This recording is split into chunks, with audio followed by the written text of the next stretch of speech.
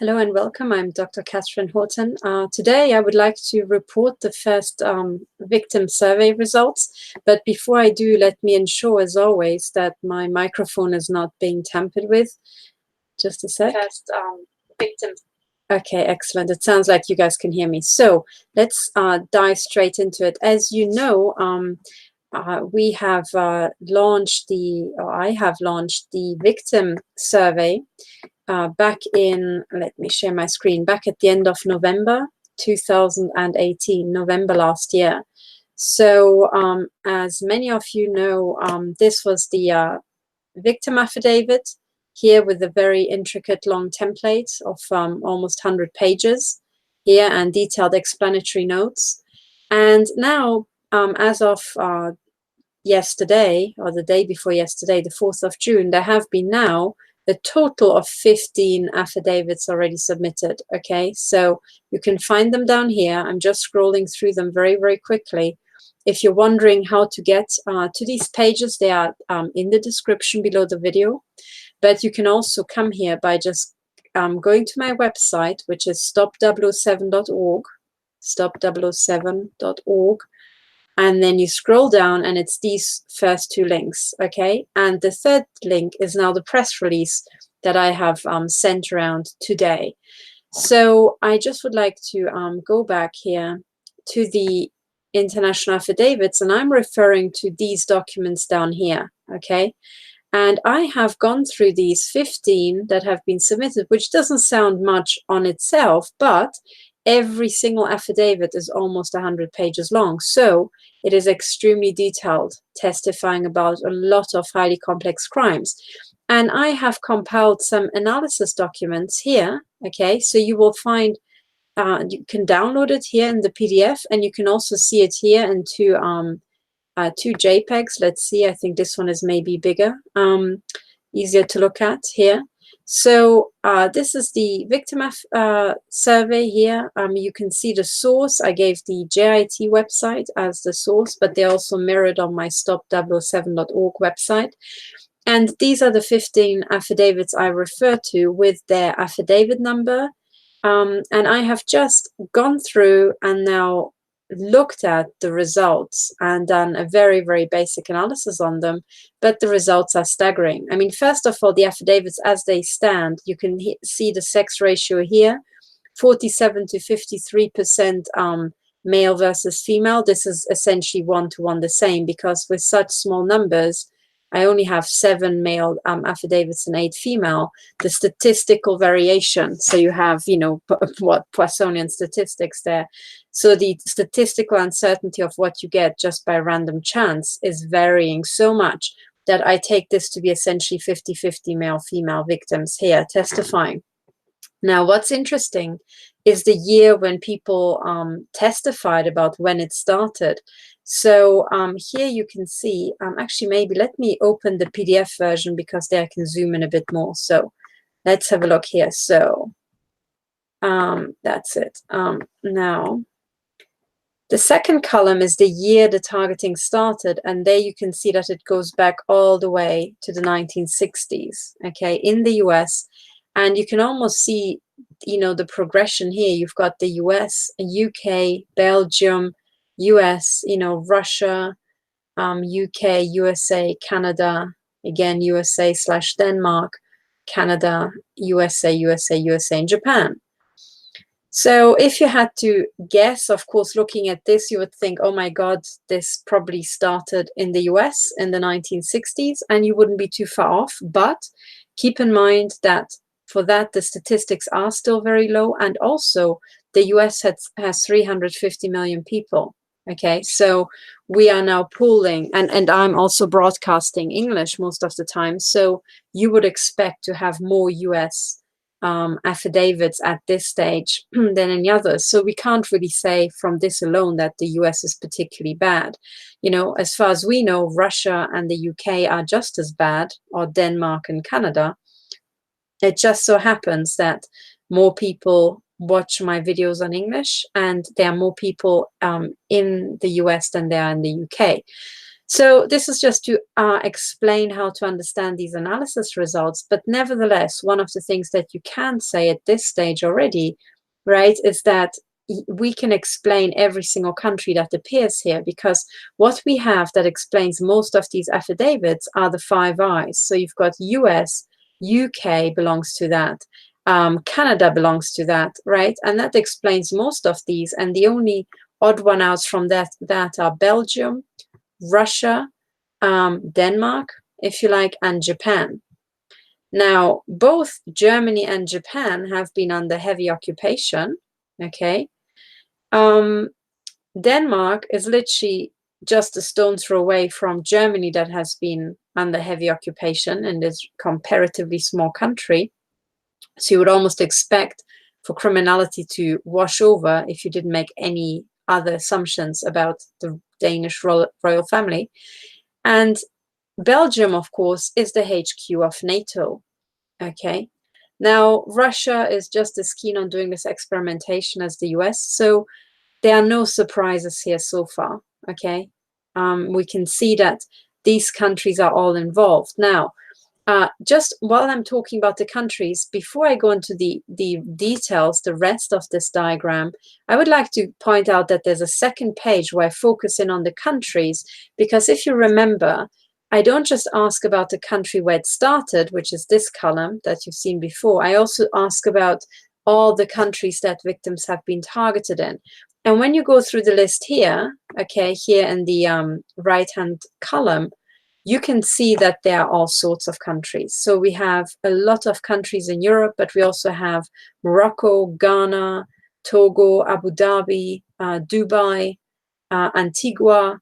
So, you know, Mexico, Peru, Zimbabwe, we've got the lot. So in other words, when you look at this, you realize it is actually global targeting that we're talking about. So victims have been assaulted in all of these countries. Now, at this stage, you might think, what if the tracking and harassment team follows these people abroad and they just follow them from Belgium to Morocco, say, or from the US to Zimbabwe? Now, while that can be the case, what victims also report when you listen to them in detail is that there's a very large local network, usually, that knows the terrain, so knows the, you know, the city, and knows how to gang stalk effectively in all these territories. And, you know, I would say that there's enough evidence, I have seen enough evidence for me to say that this is a global targeting program, okay? So this is the first hint here, with the caveat that I haven't, just with this alone, haven't proven that it's not a team following the victim, okay? For that, we need the detailed victim affidavits, from which it's pretty obvious that it is a local HUMINTEL, so human intelligence network, stalking them, okay? So much about the countries. The other thing I want to say is about the start of targeting. If you just take these affidavits that I have so far, the 15 affidavits, and plot, or just list in what year targeting started, so far we've got one case from the 1960s, one starting in the 1970s, none from starting in the 1980s. Now these three with just one and none are just natural statistical variation, okay, here. But then you have 3 in the 1990s, 3 in the 2000s, and then 7 in the year 2010. Now, for those who know Poissonian statistics, or rather systematic uncertainties using Poissonian statistics, you can already tell that there is an increase just from very low statistics that we have. There's a very likely increase in the number of cases over these decades, with it peaking at in the year 2010, okay? Or not the year 2010, but rather the years around 2010. So starting from 2010 plus minus a year or two, you know? So in other words, excuse me, this also doesn't take us as a surprise that targeting has escalated. I think many of us have noticed that, and that's what you would expect as a program is being expanded. But now I would like to show you the value of these affidavits, because we do have these details very, very detailed testimonies from these 15 people testifying. And the first thing that you can already see with very, very clearly is that targeting is meant to be for life. So it doesn't matter if your targeting started in the 1960s or the 1970s or the 1990s. Everybody, apart from one case, sorry, I can't highlight just this column. Everybody, apart from one case, reports that their targeting hasn't stopped since it started. So in other words, once you get targeted, it's targeting for life. Okay. And remember, we're only hearing those testimonies from the 1960s and 70s and 90s who survived. Okay. We don't know how many people got killed, but from this alone, we can tell that targeting is for life. Now, the other thing that's very important to notice is that most people testified about other victims. So they know that there are other people who are being victimized, typically in their family or among their friends, right? Or in their community. And community can mean anything. It could be, I don't know, a local geographic community. It could be a gay community. It could be an academic or scientific or engineering community, whatever. The question about community is just to try to go beyond family and friends, okay? And whatever you take as your community, it could be the community of veterans, of soldiers and so on. It doesn't matter. All I want is that you testify about you being aware about other victims. Now, what this also shows is that it's not just one person being assaulted, but an entire group. So an entire family or social circle or an entire community in, whatever sense. But, it also indicates that these targeting programs are vast. Okay, so the testimonies we get are just the tip of the iceberg. And in most affidavits, when you go through, in this category, they have typically ticked several boxes. So not just family, but also friends and also community and also children, their children. So that's very important to note. The other thing to note is that surveillance, is there in 100% of the cases, okay? And down here, you can see the percentages whereby I highlighted everything that's above 60% in bright red, okay? Now, so surveillance is 100%, and here 73% report housebreaking, 93% report stalking, and over a very long time. 87% report hacking, that's this column. Now, financial and administrative terrorism is a lot less common, but it's still every third person suffers from that as well.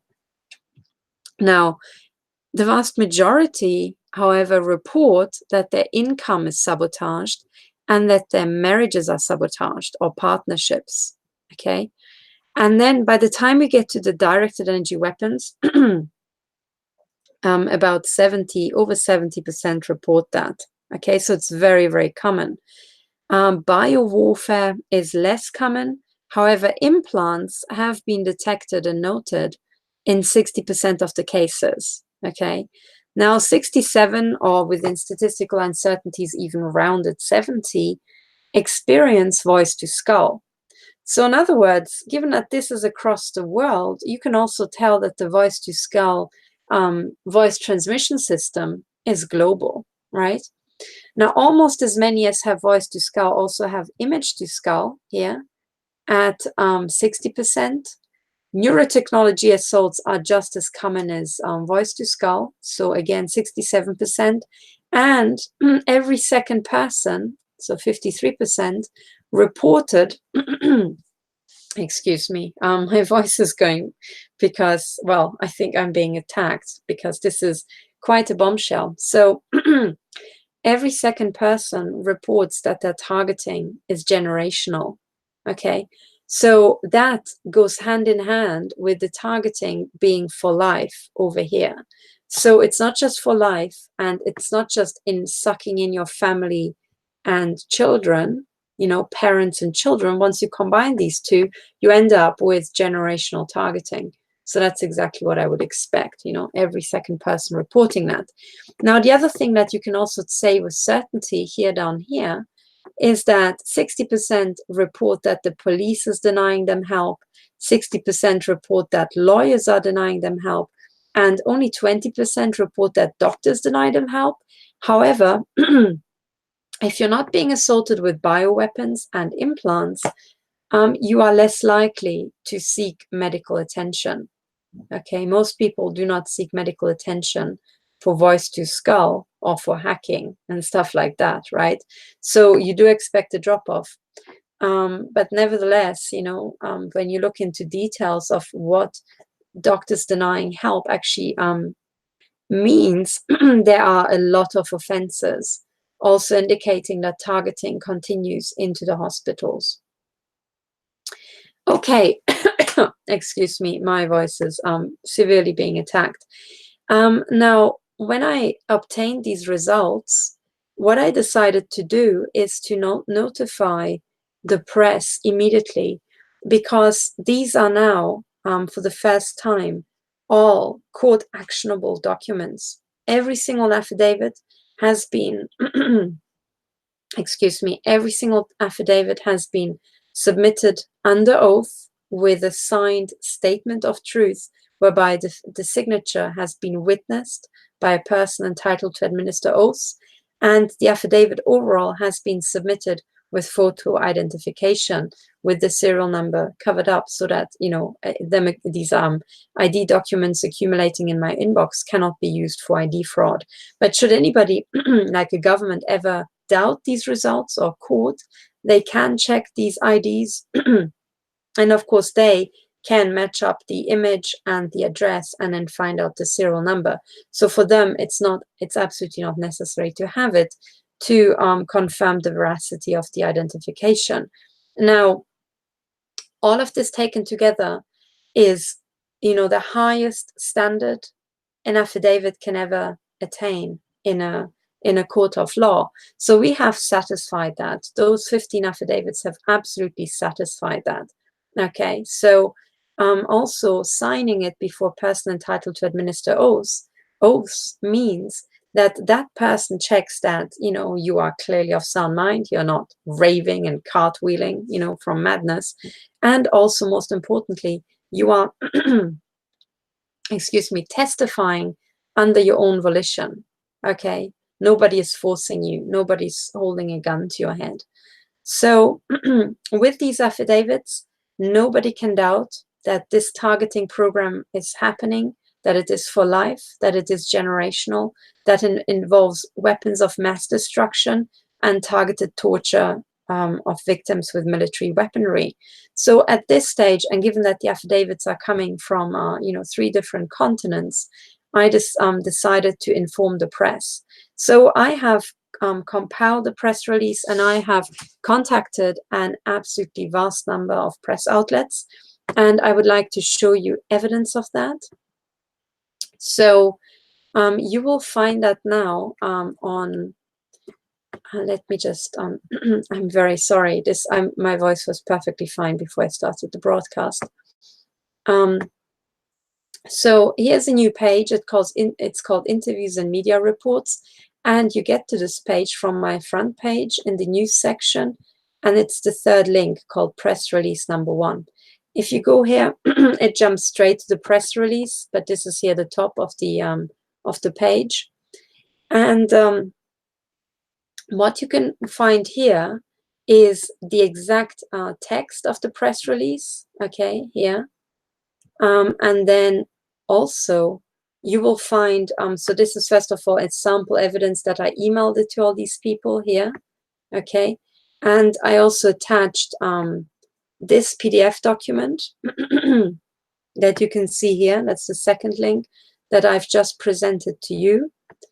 And also what you find here on the press release page is a PDF document with all the press outlets that I've contacted with the precise email that I used. So should you ever wish to have your own press releases, you will find an email list here. I've already done the work for you. But in turn, if you find a press outlet that's not on here, I would really appreciate if you could help me expand this list to incorporate more press outlets. That would be much appreciated. So the sorry.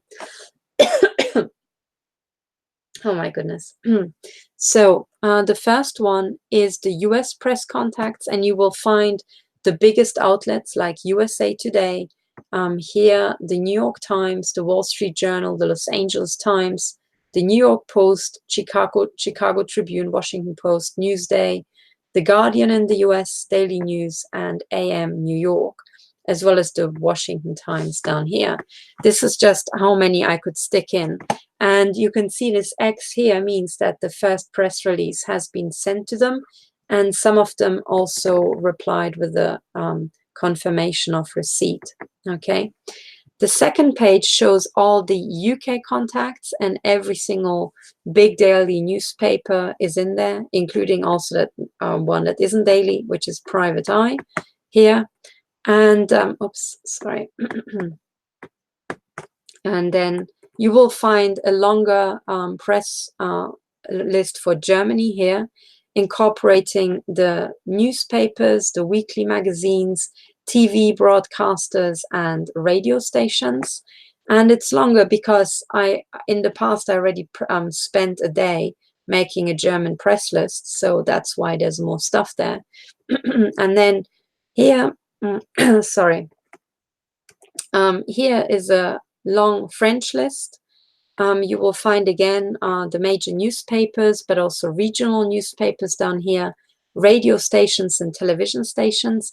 But I would also appreciate if the French speakers could help me get more contacts. For example, I've listed a few where I just didn't have the time to find the contacts. So if you could get me an email, I would very much appreciate it. Now, I also included 3 sources from Belgium and 1 from Switzerland. And finally, I've also contacted those alternative online news outlets that I knew. For example, Richie Allen, Alex Jones, InfoWars, David Icke, Exopolitics, Project Camelot, Victorious Libertas, The Michael Trim Show, Consortium News, The Solari Report, and LaRouche Pack. I think these have done really amazing work in the past. And that's why I sent it to them as well, okay? Because it's really very, very important results. Now, I want to, here, oh yes, I should say that this is the text. I just wrote, dear journalists, dear media outlets, I'm writing to notify you of new court actionable documents regarding crimes against humanity committed against North Americans, Europeans, and other nations. After the launch of the International Victims Survey at the end of last year, which was concerned with the criminal use of directed energy weapons, non-consensual implants, neurotechnology, and organized stalking terror networks, 15 people have now come forward and testified extensively in great detail under oath about the crimes against humanity committed against them and others. Their affidavits can be found here. You can find a link to the original appeal on that page. The analysis results from those 15 detailed affidavits, which prove in a directly court-actionable format the use of weapons of mass destruction on the civilian population around the world by their own secret services and military, and can be found here. Thank you for taking note of these facts and reporting them to your networks. In order to stop this modern-day Holocaust, us victims need your help. As I'm writing these lines, I too am being tortured with non-consensual implants, like thousands of people, including countless children around the world. Best wishes, Dr. Katherine Horton. And there's my sign-off. So you can tell that I've really, really tried my best to inform them. And I think what's very, very important for us to keep in mind is that these are crimes against humanity, certainly in Europe and the US for historical reasons. In the case of crimes against humanity, there is a duty to report. There is also a duty to act from all the police services. And now I now have evidence that they refuse to act, which means that they are criminally liable for all the harm done to victims as well. Okay, and I want the press to understand that just around the corner, they too will be held criminally liable should they fail to report. And with this, I do not mean those alternative sources, the final page of that list, because ironically, those who are smaller have done much more work in bringing this to the fore. I am now talking about the national press of the US, of the UK, of Germany, of France, of Belgium, and Switzerland, whereby the last two countries I didn't actually have time to include that many. But we do have, you know, millions and millions of people being informed by those daily newspapers, and by the daily newspapers refusing to report about the, you know, torturing to death of their own, compatriots. They are actually criminally, what's the word I'm looking for? They will be held criminally liable before too long, unless they really start reporting. So the reason I'm coming out with this broadcast is because I wanted it to get out there that certainly for the victims, you now know that you can take those affidavits and what kind of stuff you can prove with those affidavits. So I encourage you to download the affidavits that I have put up, along with the confirmation of their validity that I've put up there and signed, and along with this PDF document I've made of the analysis results based on just the 15 people who have testified so far.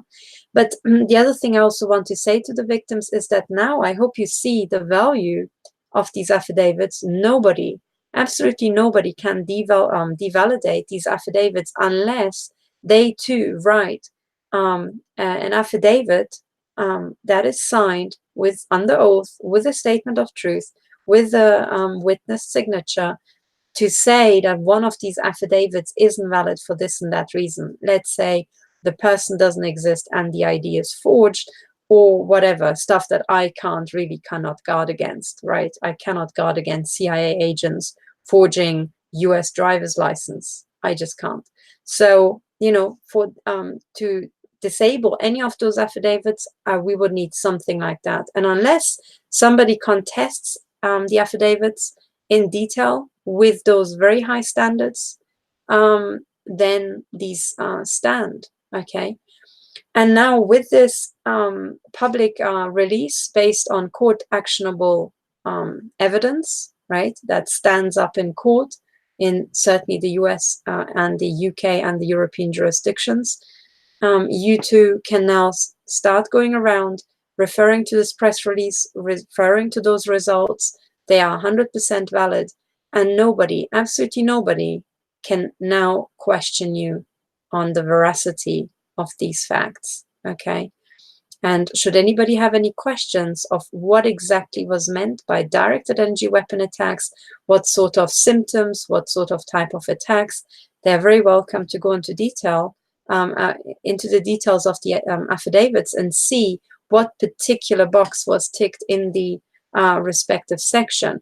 And to make that sort of exercise easier, one of the things that I've done, if I may just share my screen once more and show you, is that I have included here at the very top the item number. Okay, so the very first line, item number 1.2, 1.9, 1.12, and so on, means the item number in the affidavit. And the last three have two, because the section 78 is the denial of help section, where all of these are again repeated.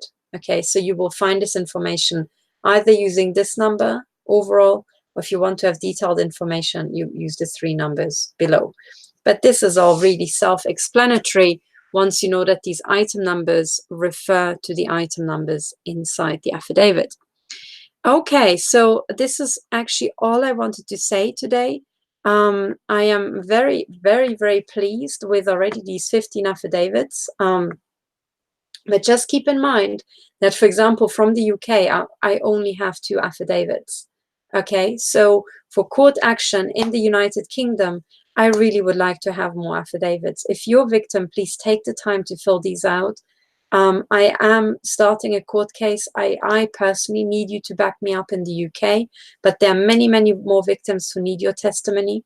And I hope I demonstrated to you the power of this affidavit, the fact that you can trust me, that I really just upload stuff anonymously and nobody will get to know your identity. And also that I'm absolutely serious about bringing these crimes to the attention of the general public and having them shut down. I am also very, very serious about bringing the police officers to court and to justice who have actively covered up and condoned and aided and abetted the systematic torture of victims, including children, even though they were told. And with police officers, the ones who are also frontline, they have to know that just because their boss tells them to ignore something is not good enough in a court of law. It is not good enough for crimes against humanity anywhere in the Western world because of the precedent of the Nazis. And these are, again, Nazi crimes. So every single police officer who refused, I had, several in my local police station near Zurich, they are now going to be up in court by name. And I encourage you all to collect the names of all those people, especially officials who refuse to help you, because their names will be up in court very, very soon. Okay? I'm sorry, my voice is going. I think I have to cut this off here, but I would like to encourage all these victims to have the strength and the courage to come forward, because now this is just blowing wide, wide open. And the point of no return has now been passed a long time ago, at some point last year.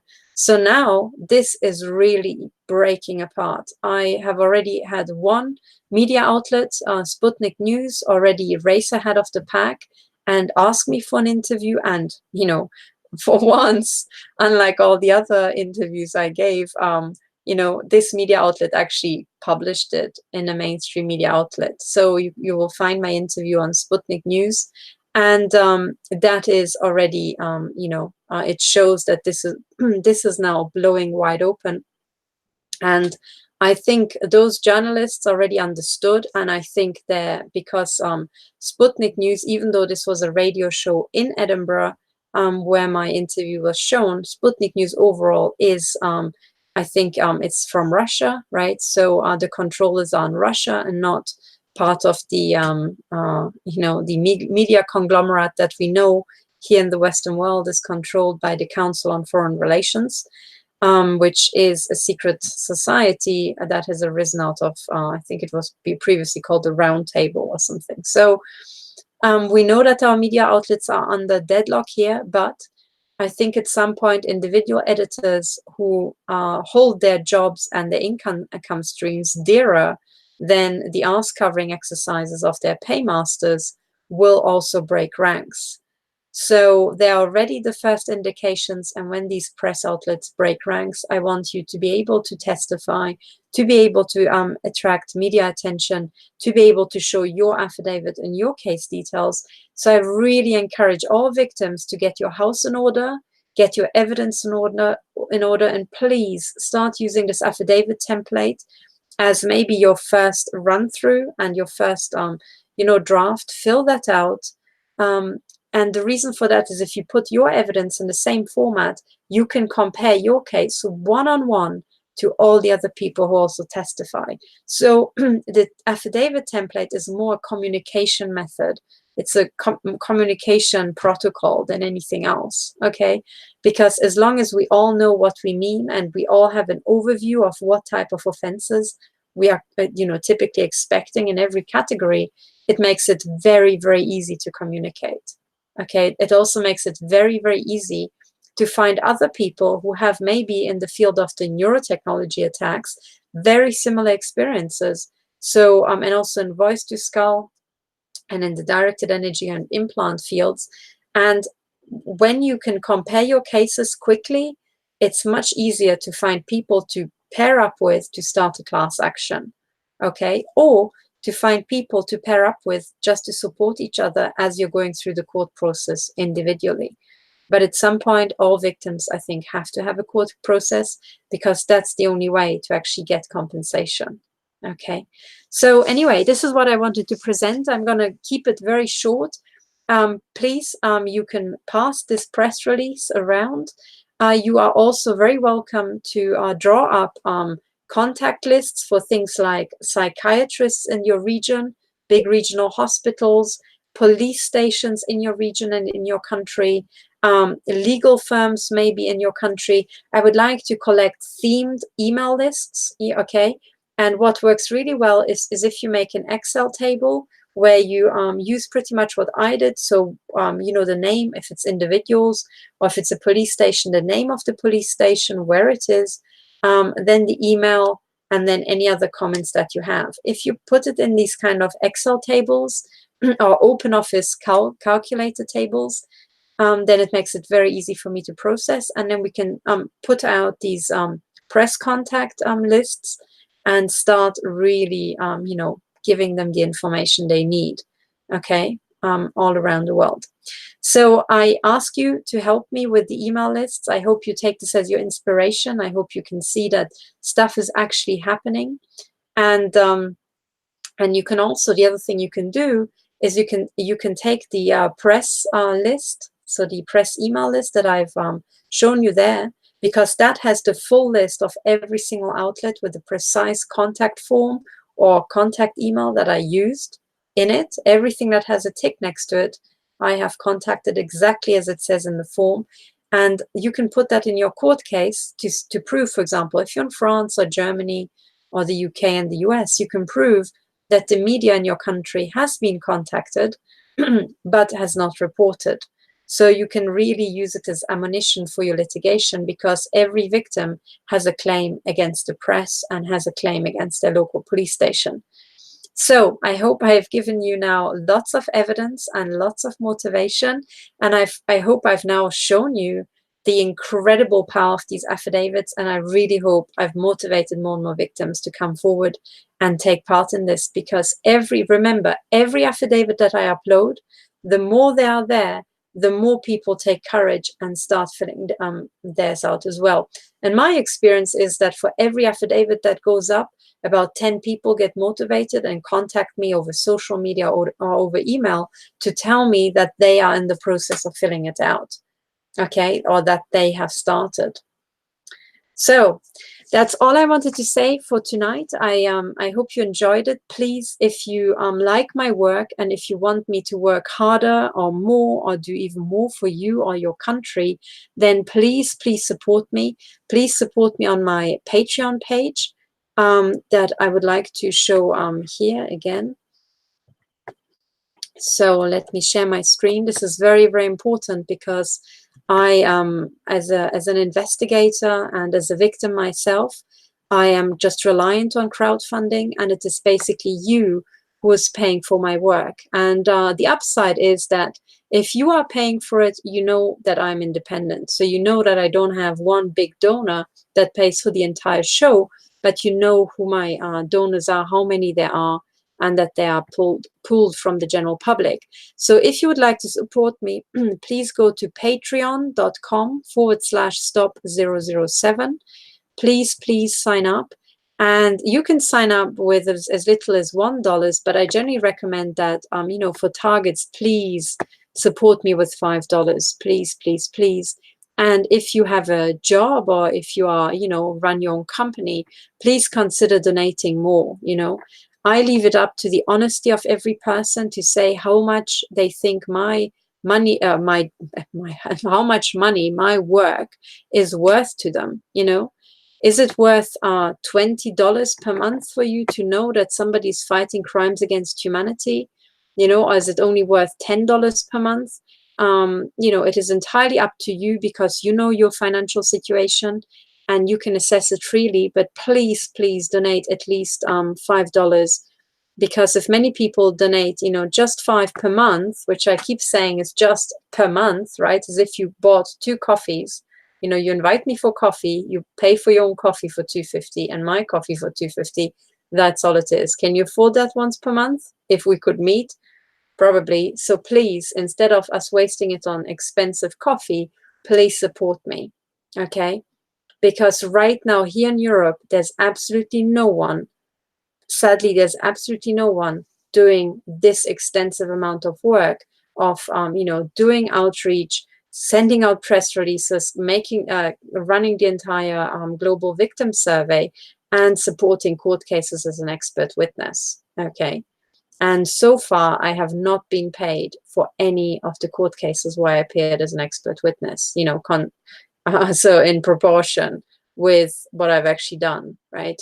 I have received zero, for those things. But nevertheless, while that is fair enough because the victims are heavily asset stripped, I absolutely need the support of those people who are not victims and those people who also would like to have these crimes fought, but maybe don't know how to, or maybe don't have the time to do it themselves. Please do that. And also, if you have rich relatives or you know of any people who are self-employed or run their own business, typically they tend to be rather well off. Well, they also have to understand that what I'm fighting is also a surveillance network that is deeply involved in industrial espionage, in IP theft, in this targeted destruction of entrepreneurs. If they want this entire criminal architecture shut down, that is most likely also preying on them and causing them financial harm, then please support me now. And please support me, pull your weight, because you also have to kind of cross-subsidize all the many victims who I need to help and need to help into court for us to be able to shut down this entire global crime cartel. Okay, so thank you very, very much for listening. By the way, before we part, please do not forget to subscribe down there and click the bell next to the subscribe button so that you hear about all the updates that I have as quickly as possible. So that's all for now. Thank you very much for listening. Please spread this video on, on all social media, because I have been suspended from Twitter after two thugs basically put in a false complaint about me. And I can't really work with Facebook either. So please, please spread this news, be your own news organization, use your power. You've got more power than you ever had in the history of mankind. Use your networks, mobilize your networks, get them on the case, and spread the information. Thank you very much for listening, and bye for now.